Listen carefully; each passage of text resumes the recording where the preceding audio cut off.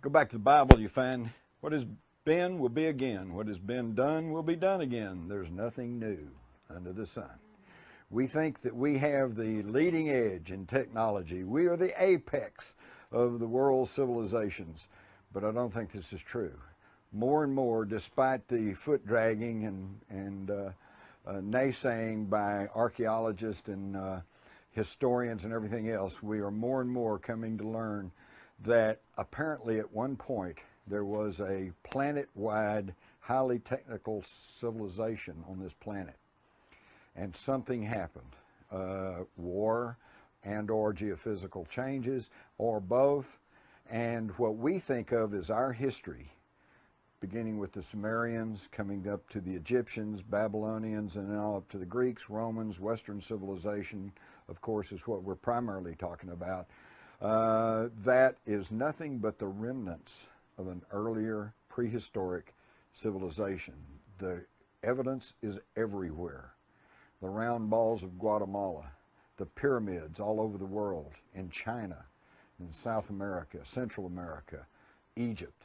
Evidence of real things that went on way back. We know that the technology to build the monuments in Egypt was far in advance of anything that the Egyptian government or the Antiquities Bureau will admit to. Oh, heavens, yes. And I've been to Egypt 3 times. I've been through the pyramid, and especially the Great Pyramid of Giza.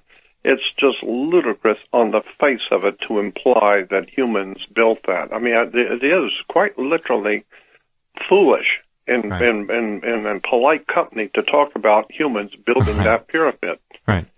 Because when you go inside the thing and see those stones which are used, and some of them, I'm just guessing because it's been years since I've been there, but maybe 20, 25 feet long, 8 foot square, 12 to 1300 tons a piece, and they're all up and down the Grand Gallery and across the ceiling. 12 to 1400 tons a piece, and they're all up and down the Grand Gallery. And bunch of guys with block and tackle lifted them up. Yeah, of course, that's all it was. Just got a bunch of slaves in there with a whip. Bronze Age chisels and mallets. Yeah.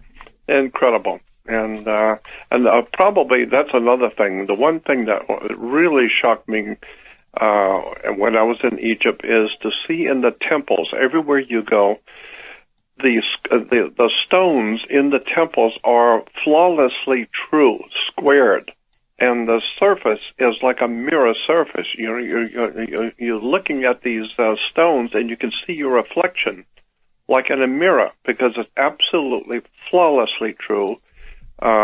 And smooth as silk. You run your hand over it, and it's like a mirror. You're running your hand over a pane of glass. It's so flawlessly true, and so you can rub it clean, and then the dust off, and you can see your face in it. That's how mirror surface these stones are. You don't get that with a chisel. And I don't know how you do it, but you don't get it with a chisel and a bunch of slaves out there banging away on chisels. And so, anyone who's really studied the pyramid, and especially the Great Pyramid, knows that there's a big story here that's never been told. So the whole history of Egypt is based on a false premise. And the Egyptologists either won't acknowledge that or don't acknowledge it. And there's a very strong reason why. They've all gone to university for all of this time to get professorships, all based on that. So for somebody to come out and contradict it means destroying the whole basis of that very science, if you want to call it a science. So that they will not accept anyone who is not an Egyptologist, because they're not experienced, they're not qualified to do that. So that's why the documentation of Egypt is wrong. The next thing about Egypt is the physical evidence. So anyone who looks at the physical evidence will tell you that that couldn't have possibly been built by humans. There's no way known that that could have been happened. How do you move 2.3 million blocks that weigh anything from 2 to 10 tons? And they've done a check on it and said, well, if they had all the population of Egypt working 7 days a week, 10 hours a day during the day, it would take them 20 years to build that. But the Egyptologists will tell you, oh no, but they didn't work 12 months of the year because they were actually having to do farming for 9 months of the year, so they only worked 3 months of the year. So suddenly when you start to work out how often they're having to put one of these 2 to 10 ton blocks in place, they were having to put them in one every 2 seconds. One every 2 seconds. It's crazy. This is what the Egyptologists will tell you. When you start to pull apart the story and you do the time frames, it just doesn't make sense. But they strictly adhere to that. And they say that they moved these massive things on logs. Well, there's no trees in Egypt, it's a desert. So where do they get all the logs from? Oh, they shipped them in from Europe. Millions of logs that they shipped in from Europe. Well, are there any logs left over? Oh no, because they burnt them all. Okay, what? They weren't planning on building any more pyramids and keeping them lying around? No, there's so many things. It's they get the dog chasing its tail, try to cover up the stuff that doesn't lie. So the evidence is compelling that there was some sort of civilization going there, and in fact going back hundreds of thousands of years. There are all of these temples made of polished red granite. We don't have the technology to be able to cut 10-ton blocks of red granite and polish them to the accuracy that they have. We just don't have the technology to build these temples. So someone who had a great technology did, and it was way before we came on the scene. The idea that far back in the ancient world there were just primitive people is utterly, utterly ludicrous. But if you establish and you reveal publicly in mainstream that they weren't just primitive people, and in fact there was some very, very advanced technological knowledge back there, then the whole house of cards of conventional history starts to fall. You don't want that. As George Orwell said in his book 1984, words to the effect, he who controls history controls the present, and he who controls the present controls history. In other words, if you control the writing of history, you can give people a false fix of where they've come from, therefore giving them a false fix of where they are. That's why the rewriting of history has been so important, and that's why the destruction of historical accounts all over the world has been, and the destruction of them has actually been so important. So I started to go back, and when you realize that back in the ancient world was phenomenal knowledge as well as no knowledge, suddenly some questions start to be answered, some mysteries. And the mysteries are very important, you know. It's great mysteries, because if something comes to light that demolishes your version of life or history, and you say, well, if that's true, mate, what about that? You go, it's a mystery. It's lovely. I just keep it. It's a mystery. Oh, it's a mystery. And you leave it there, because then you can concentrate with your vision of life. And so one of the things that I hear from the academics is that there was just these primitive people in the ancient world. The question, therefore, is, who built these buggers, then? Simple question. What the academics say, you'll say, because, you know, we academics also.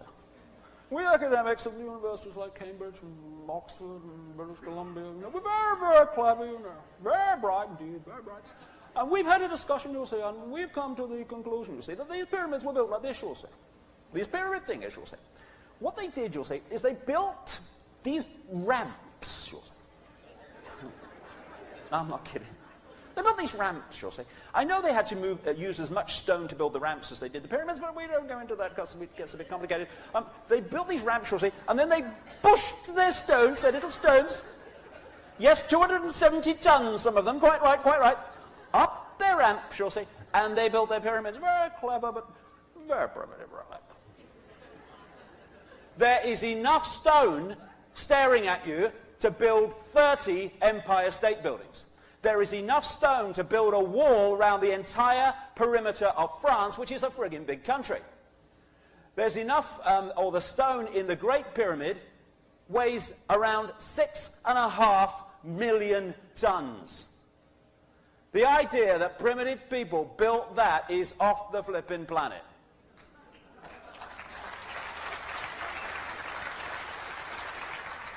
This is Peru, right? 440 tons this sodding thing is. I mean, Bill and Fred down the builder's yard have moved that in, haven't they? Oh, come on, Fred, bit more, bit more, bit more. 440 tons. And when you look at the way that these ancient structures all over the world, and interestingly, the older the structure, the more amazing it is. Obviously, some knowledge was lost the nearer we got to the modern world. I mean, I've only seen some of these documentaries recently, which is not exposing the manipulation, but just looking and asking the question, who the hell built these things? But they've shown that this phenomenal workmanship and the techniques are found all over the world. There was some kind of global knowledge way back in the ancient world. I mean, you know, Fred and Bill have hit this with an hammer, haven't they? Look at it. I mean, it's just magnificent. That's just one stone. This is a place called Baalbek in the Lebanon. To build this, they had to put 3 chunks of stone, they're called the trilithon, each of which weigh 800 tons in this structure, and this one's 20 foot high up in a wall. There's another one that's 1,000 tons, which, so I read, is about 3 jumbo jets.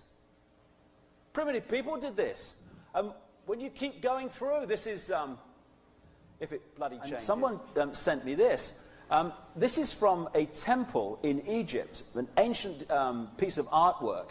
And what you've got are the ancient Egyptians lining up here to give a gift and offering, sheep and stuff, to their god.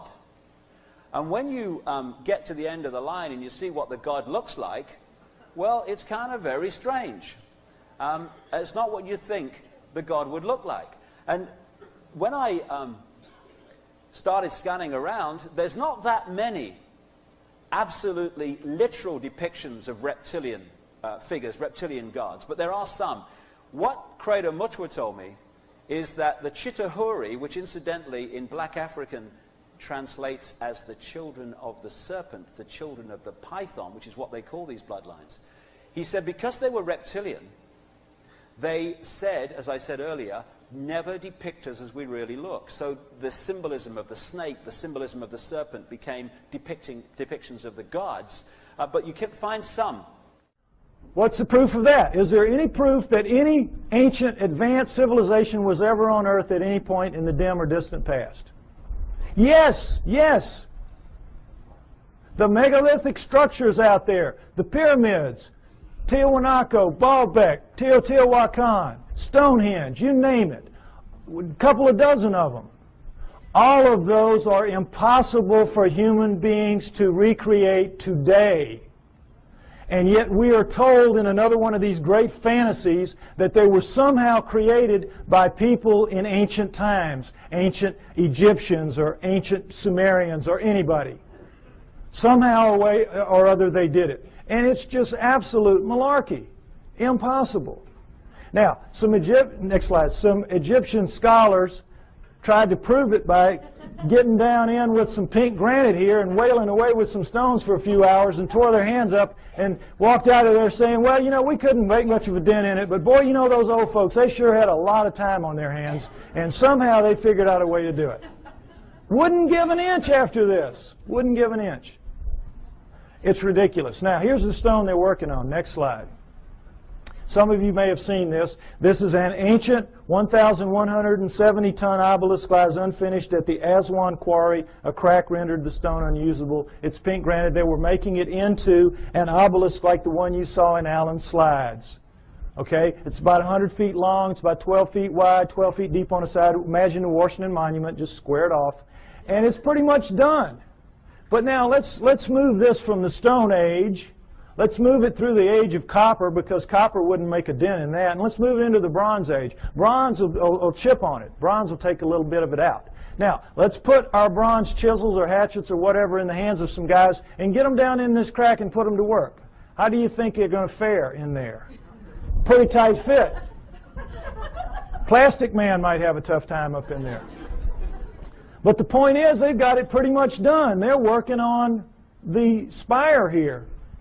When they break it, you know how it works. You press here, you get this. Well, look, does this look like somebody chipping away with a little hand? No. This looks like a belt sander taking pieces out the size of the chair you're sitting on. Huge chunks of pink granite, one of the hardest stones in the world, just being ripped out. And they press too hard with whatever machine they've got here, and you know your physics. You get stress back here, and they popped it. They broke it. And they just said, whoops, we busted that one. And they just unhooked it and went somewhere else and left it for us to marvel at and wonder how they could have done it. But now let's go ahead and say they didn't bust it and they finished it. These primitive people now who managed somehow to do this. They finished it. It's ready to go. The hole, by the way, is about 15 feet deep. That's the top of it up there. But still, what's the first thing they've got to do? Somebody's got to draw straws to get down there with his hatchet and cut it loose from the bottom. Now, who's going to do that with 1,100 tons sitting on top of him? We could not get our best diamond-tipped blades to cut through underneath this thing. The weight would stop the blade. We could not, the operative word here is impossible. We could not get this out of here. And yet they did it time and time and time again. To lift it out, just if we could somehow cut it loose, we would have to take a dozen of our largest movable cranes to wring that hole just to get it up. You're being lied to, folks. That's the main thing you got to understand. You're being lied to.